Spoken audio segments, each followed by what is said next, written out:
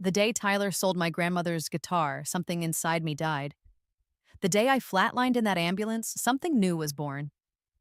Now I'm standing backstage at a stadium I own, while he's out there collecting parking fees in the rain.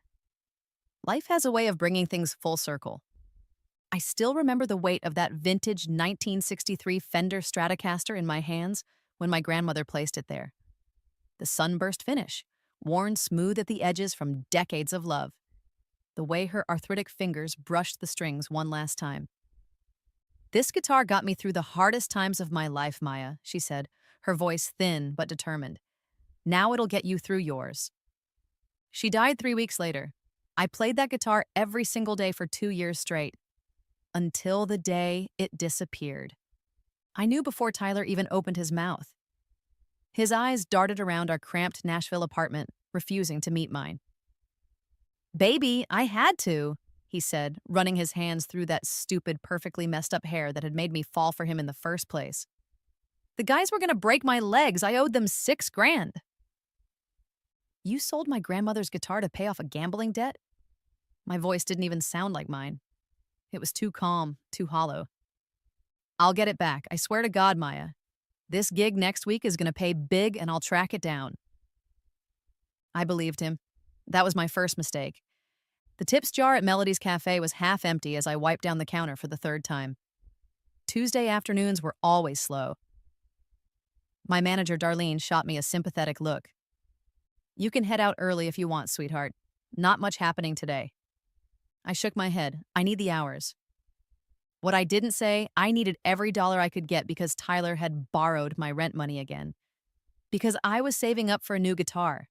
Because despite playing every open mic night and bar gig I could land, my music career was going exactly nowhere. Tyler, meanwhile, spent his days networking at songwriter showcases and his nights drinking with guys he swore were big in the industry. He hadn't held down a job in the 8 months we'd been living together. His own songs were derivative at best, painful at worst, but his confidence was staggering.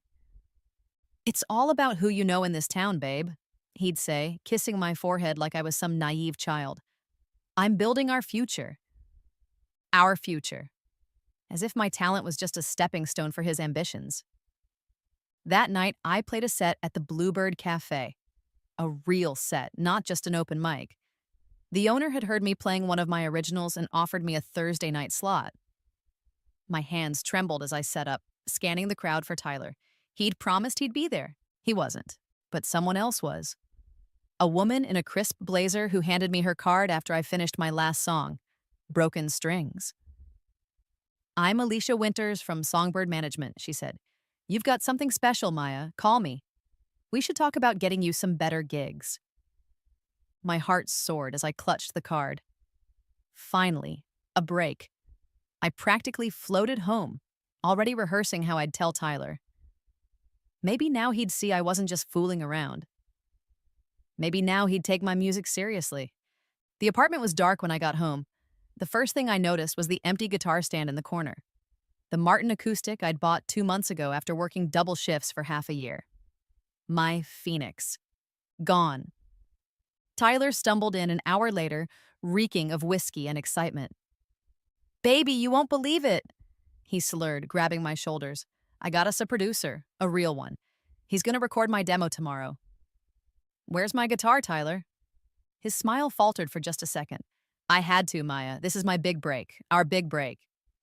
"You sold my guitar? Again?" My voice cracked. "How could you?" "Don't be so selfish," he snapped, his charming facade crumbling. "This is the music business. Sometimes you gotta make sacrifices. Once I get signed, I'll buy you 10 guitars. "Where's the money from my guitar?" I demanded. He looked away. "I paid the producer up front. These guys don't work for free, Maya." Something inside me finally snapped. "Get out." "What?" "Get out. We're done. I can't do this anymore." His expression darkened. "You're making a big mistake. No one in this town will work with you if I tell them not to. You think you're so special. There are 1,000 girls like you in Nashville. You need me." "No," I said, surprised by the steadiness in my voice. "I really don't." It took 3 hours, Lena's help, and the threat of calling the police to get Tyler out of my apartment. As the door closed behind him, I sank to the floor and sobbed until there was nothing left inside me. The next 6 months were a blur of exhaustion. I picked up extra shifts at the cafe, started waiting tables at a steakhouse at night, and gave guitar lessons on weekends. Music became something I barely had time for. Tyler made good on his threat. Suddenly, venues that had welcomed me before claimed to be booked solid. Musicians I'd jammed with stopped returning my calls. I heard he was telling people I'd stolen his songs, that I was unstable, that I was a nightmare to work with. Nashville started to feel suffocating, like there wasn't room for both of us, and he'd claimed all the oxygen. I scraped together enough for a cheap Yamaha guitar, but every time I played it, all I could think about was what I'd lost. My grandmother's Strat, my Martin, my confidence. Then came the call that changed everything, a last-minute cancellation at the basement. The owner had seen me play months ago and needed someone to fill a 40-minute slot. Tonight. I know it's short notice, he said gruffly, but my guy has the flu, and I remembered you had good original material. You available or not? It was pouring rain as I rushed across town with my Yamaha in its soft case, already running late. The streetlights blurred into golden smears through the windshield of my ancient Honda. I was thinking about the set list, about whether anyone would show up, about whether Tyler might be there. I never saw the truck run the red light. They told me later that the impact spun my car 180 degrees, that the paramedics had to cut me out of the wreckage, that my heart stopped for 97 seconds in the ambulance. All I remember is the sound of metal crushing metal, the world turning sideways. And then, briefly, an overwhelming sense of peace. Until the pain dragged me back. I woke up in the hospital with a broken arm, 3 cracked ribs, and a clarity I'd never felt before. Nearly dying has a way of crystallizing what matters and what doesn't. "You're one lucky girl," the nurse said as she checked my vitals. Her name tag read Jade. "Someone's watching over you." I thought of my grandmother, and inexplicably I smiled. "My guitar?" I croaked. Jade's face fell. "It was in the car. I'm sorry, honey." Another loss, but somehow this time it felt different. Like the universe was telling me to start fresh, to rebuild from zero.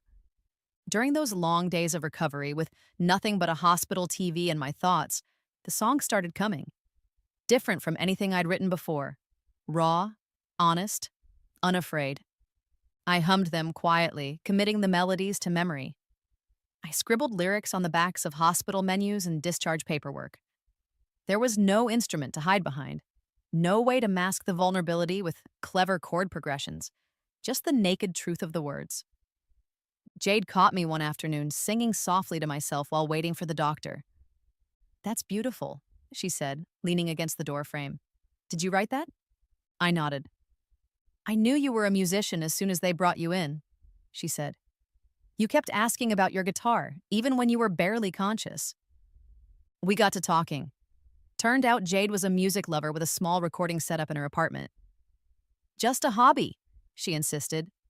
"But if you ever want to lay down those songs somewhere better than a hospital room, let me know." The doctor came in with my discharge papers. "All set, Miss Rodriguez. Just take it easy for a few weeks. No heavy lifting. No guitar playing either with my arm in a cast." But for the first time in months, that didn't send me into a panic. Instead, I felt strangely patient. Like I finally had time to figure out who Maya Rodriguez was supposed to be. "You're not going back to those bars," Lena insisted as she helped me settle back into my apartment. "Those people don't deserve your music." Lena had been my rock through everything. She'd packed Tyler's remaining things in garbage bags and left them in the hallway. She'd covered my half of the rent when I was laid up. She'd believed in me when I'd stopped believing in myself. "I don't know what else to do," I admitted. "It's Nashville. That's how it works." "No," she said firmly. "That's how it worked before. But you've got a second chance now. Time to rewrite the rules." 2 weeks later, when the cast came off, I called Jade. We weren't friends exactly, but something about her calm confidence made me trust her. "Still want to record those songs?" I asked. "Thought you'd never ask," she replied. Her small setup turned out to be a surprisingly professional home studio. Her roommate was an audio engineering student who'd soundproofed their spare bedroom and filled it with equipment. I didn't want to get your hopes up, Jade explained, but Jamie here is actually pretty good. Jamie, a lanky kid with bright blue hair, grinned. And Jade's being modest. She's produced some tracks that got decent streaming numbers. I only had the cheap Yamaha that Lena had salvaged from my wrecked car, but it would have to do. We spent every evening for 2 weeks recording a 5-song EP. Just me, the guitar, and the truest lyrics I'd ever written. The title track was called Sold My Soul. It wasn't hard to figure out what or who it was about. You pawned my heart for pocket change, traded my dreams for a moment's high. Now I'm reclaiming what's mine. Everything you sold, I'm buying back starting with my soul. When we finished, I had no expectations. This wasn't about making it anymore. It was about exorcising the ghost of Tyler from my music, my heart, my future. What now? I asked as Jamie handed me a USB drive with the final mixes. Now we put it online, Jade said simply. Let the music find its people. I'd like to say that Sold My Soul went viral overnight, that I woke up to 1 million streams and record labels banging down my door. The truth is messier, slower, but somehow better. At first, just a few dozen people listened, then a few hundred. Jade had a modest following on social media from her production work and shared it relentlessly. Lena made everyone at her graphic design firm play it during lunch. Then a music blogger in Seattle wrote, "If you hear one new artist this month, make it Maya Rodriguez. Her Sold My Soul EP delivers the kind of raw, emotional authenticity that the overproduced pop landscape is starving for." 3 months after uploading my songs, I got an email from Resonance Records, a respected indie label with artists I actually listened to. They wanted to meet. "This isn't some Nashville good old boys club," Rachel, their AANDR rep, told me over coffee. "We heard your EP, and we think you're saying something that needs to be heard. We want to help you say it louder." "I need creative control," I said immediately, surprised by my own boldness. Rachel smiled. "That's exactly why we want you, Maya. You know who you are." Did I? Maybe for the first time I was starting to. The next year was a whirlwind. Resonance remastered and re-released the EP with proper distribution. They got me opening slots for their established artists. Small venues at first, then gradually larger ones as word spread. I assembled a backing band of session musicians who believed in the music. No Tyler types with their own agendas, just talented players who made my songs better. We rehearsed in a dingy storage unit until we could play the EP in our sleep. My first real tour was 15 cities in 3 weeks. East Coast clubs that held maybe 200 people. But they started filling up. Faces in the crowd mouthing my lyrics back to me. It was surreal. The most unexpected part? People connecting with the pain behind the songs. After shows, they'd wait to tell me their stories. About the partners who diminished them, the friends who betrayed them, the moments they reclaimed their power. "Your music helped me leave him," one woman in Boston told me, eyes shining. "I finally realized I deserve better." That night, I called Lena from my hotel room. "I think I'm actually helping people," I said, voice thick with emotion. "Of course you are," she replied. "That's what happens when you tell the truth." By the end of the tour, major labels were circling. My Instagram followers had jumped from a few hundred to 50,000. Music journalists were requesting interviews. And I kept waiting for the familiar anxiety to return. The desperate need for validation that had made me vulnerable to Tyler in the first place. Instead, I felt calm, centered, like I was exactly where I was supposed to be. Harmony Records eventually won the bidding war, not because they offered the most money, but because they promised I could keep my team from Resonance and maintain creative control. The contract was for 3 albums with a substantial advance. "Enough to buy back 100 guitars," Lena joked when I showed her the figure. I bought just one. A Martin like my Phoenix, but higher end. A resurrection. Recording my first full album was nothing like those nights in Jade's apartment. We had a real studio now, a renowned producer, a budget. But the approach stayed the same. Truth first, flash second. We called the album Phoenix Rising. 10 songs about destruction and rebirth. About the night I died in that ambulance and the woman who emerged from the wreckage. About reclaiming what was taken. The label wanted to capitalize on the growing buzz, so they fast-tracked the release. 6 months after signing, my debut album dropped. It entered the Billboard chart at number 7. I stared at the screen when Rachel called to tell me, unable to process the words. "Turn on your TV," she said. "Channel 4. There I was, my face on the morning news in a segment about breakthrough artists. They played a clip from the music video for Flatline, the lead single. With her raw vocals and unflinching lyrics about betrayal and rebirth, Maya Rodriguez is being heralded as the voice of a generation tired of artifice. Surreal doesn't begin to cover it. The label immediately booked a late-night TV appearance. I'd never been more terrified than when I stood on that stage, millions of people watching. But when I started playing Sold My Soul, something clicked into place. This was why I survived. To tell this story, the performance went viral, streams jumped 500% overnight, and the questions started coming in every interview. Who broke your heart so spectacularly? Is Sold My Soul about a specific person? The betrayal in your songs feels so visceral. Can you tell us what happened? I never named Tyler. Some things weren't for public consumption. Instead, I told the guitar story. How someone I trusted had sold not one, but 2 of my instruments. How losing them had almost broken me. How nearly dying had saved me. It became my origin story. Maya before and Maya after. And somewhere along the way, I started believing it too. The headline in Rolling Stone read, "Maya Rodriguez sweeps Grammy New Artist categories, performs emotional tribute." The tribute was to my grandmother. I'd tracked down a replica of her 1963 Stratocaster and played it for my Grammy performance of Still Here, a song about carrying on someone's legacy. It became my signature, that sunburst Strat, bringing my story full circle. 2 years after my accident, I was filling venues that held thousands. My second album, No Apologies, debuted at number 1. The tour sold out in minutes. And I kept waiting to feel fulfilled, to feel like I'd finally proven Tyler wrong, to feel healed. But success, it turns out, doesn't fix the broken places. It just distracts you from them. I was in the back of a car being whisked from an arena in Dallas to the airport when Rachel called with the news about the world tour. 25 cities, 4 continents. We're talking stadiums, Maya. My stomach lurched. Stadiums? You've earned this. The label's going all in. She paused. One of the stops is Nashville, homecoming show at Cumberland Stadium. Cumberland Stadium, where I'd once stood in line for hours, hoping to win tickets to see my idols play. Where I'd dreamed of performing someday in my most private fantasies. Is that okay? Rachel asked when I didn't respond. We can skip Nashville if it's too much. No, I said quickly. Nashville is perfect. What I didn't say, I needed to go back. To face the city that had broken me.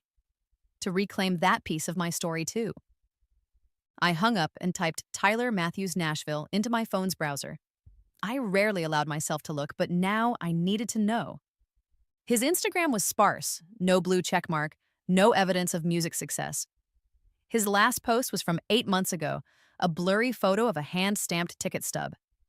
The caption read, "Security gig at Cumberland pays the bills while I work on new material. Stay tuned." Security at Cumberland Stadium, where I was scheduled to play in 4 months. The universe has a twisted sense of humor. I called Lena. I need to do something crazy. Define crazy, she said cautiously. I want to buy Cumberland Stadium. Silence. Then, okay, that's actually crazy. Why? Because I can, I said simply. And I could. Between touring revenue, streaming royalties, and some savvy investments Lena's fiancé had helped me make, I had the resources. Not to mention a team of people who could make it happen discreetly through my production company. This isn't about him, is it? Lena asked softly. Tyler? No, I lied. It's about reclaiming something for myself. But we both knew better. Nashville looked exactly the same and completely different when my private jet touched down 4 months later. The skyline had a few new buildings. The air still had that sticky, sweet summer quality I remembered, but I was different. The scared girl who'd fled the city was gone. In her place was a woman whose face appeared on billboards advertising tonight's sold-out show. Car's waiting, Miss Rodriguez, my tour manager said as we deplaned. I need a detour first, I replied. He sighed, used to my spontaneity by now. Where to? Melody's Cafe. The tiny coffee shop where I'd once wiped tables for minimum wage was still there, wedged between a boutique and a record store. I asked the driver to wait and walked in alone, sunglasses on, heart pounding. Darlene was behind the counter, older but unmistakable. She glanced up, then did a double take. Maya Rodriguez? I smiled, emotion tightening my throat. Hey, Darlene. She rushed around the counter and enveloped me in a hug that smelled of coffee and the same drugstore perfume she'd always worn. Look at you, she exclaimed, holding me at arm's length. I tell everyone who comes in here that you used to work that very counter. Got the Rolling Stone with you on the cover, framed on the wall. Sure enough, there I was, staring intensely from behind my Strat, next to a signed photo I'd sent when my first album went platinum. I can't believe you kept this place exactly the same, I said, looking around at the mismatched tables, the chalkboard menu, the tip jar still half empty on a Tuesday afternoon. Why mess with perfection? She winked. You here for the trip down memory lane or you want a caramel latte? Still remember your order? Both, I laughed. And I want to buy everyone's coffee today, anonymously. She patted my hand. Fame hasn't changed you a bit. But it had, in ways I was still discovering. I sipped my latte and let the memories wash over me. The girl who'd stood behind that counter dreaming of exactly the life I now had. The endless rejections, the betrayals, the accident that had somehow set me free. He still comes in sometimes, Darlene said quietly, following my gaze to the table in the corner where Tyler used to sit and work on lyrics while I served customers. My stomach tightened. Tyler! She nodded. Not as much lately, but yeah, still acts like he's about to make it big any day now. She hesitated. He tells people he discovered you, that he was your manager before you changed. A laugh bubbled up from somewhere deep inside me. Of course he did. You playing the stadium tonight? Darlene asked. I am. She squeezed my hand.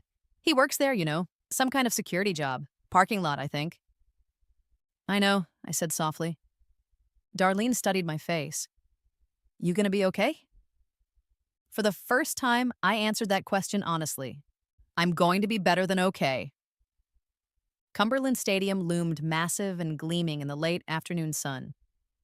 My stadium, technically, though only a handful of people knew that. I'd instructed my management to keep the purchase quiet. From the tinted window of my SUV, I watched streams of people already lining up outside. Fans wearing t-shirts with my lyrics. Girls with guitars slung over their shoulders, hoping for a glimpse of their idol. Once, that would have been me. We should head to the back entrance, my security head said. Avoid the crowds. No, I said suddenly. Drive past the main parking lot first. He frowned but instructed the driver to comply, and there he was. Tyler Matthews in a yellow reflective vest over a Cumberland Stadium polo, directing cars into spaces. Older, scruffier, but unmistakable. Time slowed as we drove past. He looked up, squinting at the black SUV with tinted windows. No idea who was inside. No idea that the woman he'd once convinced was nothing without him was now about to play to 50,000 people in a stadium she owned. I expected to feel something, vindication, anger, triumph. Instead, I felt a strange emptiness, like looking at a stranger. Keep driving, I told the driver. Backstage was controlled chaos. Crew members with headsets. Guitar techs tuning instruments. Makeup artists waiting to touch up my stage look. 30 minutes to showtime, Maya, my tour manager called. I nodded, retreating to my private dressing room. The replica of my grandmother's Strat waited on its stand, gleaming under the lights. I picked it up, feeling its familiar weight. A knock at the door. Package for you, Miss Rodriguez. I opened it to find a courier holding a long, narrow box. Someone asked me to deliver this personally, he said. Said it was important. I tipped him and closed the door, staring at the unmarked package. Cautiously, I opened it. Inside was a guitar case, old, battered, familiar. My hands trembled as I unlatched it. Impossible. The sunburst 1963 Fender Stratocaster inside was unmistakable. My grandmother's guitar, the one Tyler had sold years ago, the one I thought was gone forever. A note was tucked into the case. Maya, I've been following your story. When I heard about your grandmother's guitar in an interview, I realized I owned it. I bought it from a pawn shop in 2019, not knowing its significance. It belongs with you. No payment necessary. Your music has given me more than enough. A fan. Tears blurred my vision as I lifted the instrument. The worn spot on the neck. The tiny scratch near the pickup that I'd accidentally made when I was 16. It was really hers. Really mine. Another knock, more insistent this time. 10 minutes, Maya. I wiped my eyes and made a decision. I placed the replica carefully in its case and picked up my grandmother's guitar. Tonight, I would play the real thing. The roar of the crowd was deafening as I walked on stage. 50,000 people on their feet, screaming my name. The band launched into the opening riff of Sold My Soul, and I stepped up to the microphone. Hello, Nashville, I said, and the crowd erupted again. It's been a while. I strummed my grandmother's guitar, its tone exactly as I remembered. Warm, resonant, alive. Some of you might know I started right here in the city, playing open mics, serving coffee, dreaming of a night exactly like this one.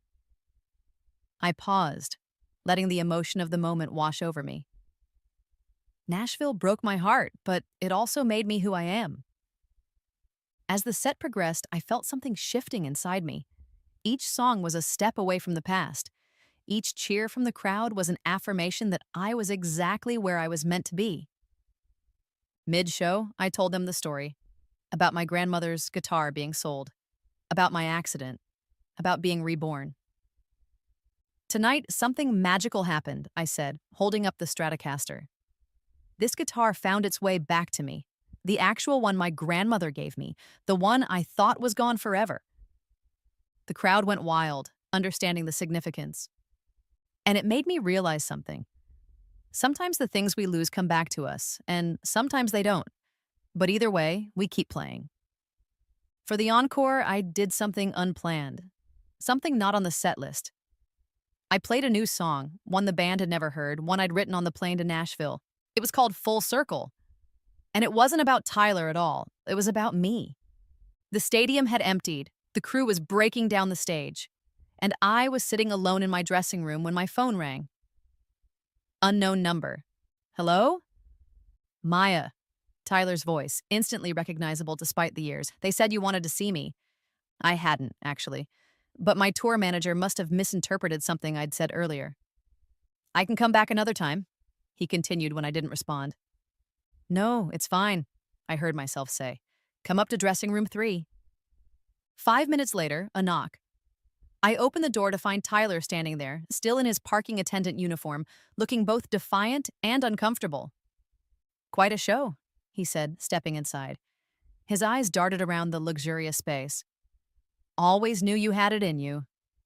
I resisted the urge to roll my eyes. Did you? Of course.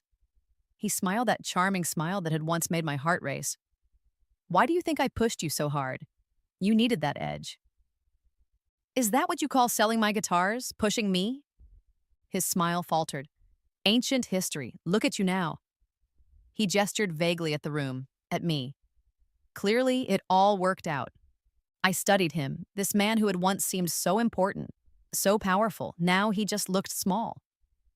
It worked out in spite of you, Tyler, not because of you. His expression hardened. I made sacrifices too, you know, my music career. Stop, I interrupted. I didn't ask to see you to rehash the past, or to gloat. Then why am I here? Good question. Why had I allowed this meeting? What was I hoping to gain? My eyes fell on the guitar cases in the corner. My grandmother's Strat, restored to me by the kindness of a stranger, and next to it, the replica I'd been using on tour. I have something for you, I said, crossing to the replica case. I opened it and lifted out the guitar. It was a beautiful instrument, nearly indistinguishable from the original. Tyler's eyes widened. Is that? No, I said firmly. The original came back to me tonight, a miracle I never expected. I held out the replica. This one is for you. He stared at it, confused. Why would you give me a guitar? Because I don't need it anymore. I placed it in his hands. I thought seeing you would make me feel something. Anger, vindication, closure. But the truth is, I moved on a long time ago. He ran his fingers over the sunburst finish, expression unreadable. You know I work in the parking lot of your sold-out stadium, right? Is this pity? I shook my head. No, it's freedom for both of us. I don't understand. You don't have to. I moved toward the door. Take care of that guitar, Tyler. Maybe it will help you find what you're looking for. Maya, he called as I reached the door. For what it's worth, I'm sorry about everything. I looked back at him in this ghost from my past. I know. And I realized that I did know, and more importantly, it no longer mattered. 1 year later, I stood on the stage of a small bar in East Nashville. No stadium, no light show, no backing band, just me and my grandmother's guitar. The place was packed, word having spread that Maya Rodriguez was doing a surprise intimate show. But this wasn't about publicity. This was about completion. This is where I played my first open mic in Nashville, I told the hushed crowd. I was terrified. Sure, I didn't belong. Tonight, I'm playing here because I finally know that I do. I played songs from my new album, Full Circle. Critics were calling it my most mature work yet. Gone were the songs about betrayal, replaced by explorations of growth, forgiveness, and yes, even love. The healthy kind I'd found with Jamie, Jade's former roommate, who'd joined my tour as an audio engineer and become so much more. After the show, I slipped out the back door. My car was waiting to take me to the airport, the European leg of the tour starting tomorrow. As we drove past Cumberland Stadium, I spotted a familiar figure in the employee parking lot. Tyler, getting into a beat-up sedan, guitar case in hand. He'd sent me a message a few months ago, a simple thank you. Said he'd started teaching guitar lessons to kids. Found it more fulfilling than chasing fame. I watched him disappear into the night, feeling nothing but a gentle sense of peace. Our paths had crossed, tangled, damaged each other. And now they had diverged for good. The stadium loomed in the rearview mirror as we drove away. I'd sold it 6 months ago, using the proceeds to start a foundation providing instruments and music education to underprivileged kids. I didn't need to own a stadium to know my worth anymore. My phone buzzed with a text from Jamie. Safe travels, I love you. I smiled, typing back, love you too, coming home soon. And I was. Not to Nashville, not to the past, but to the future I'd built from the ashes of what was taken from me. To the woman I'd become when the old Maya flatlined in that ambulance. To the music that was always mine to make.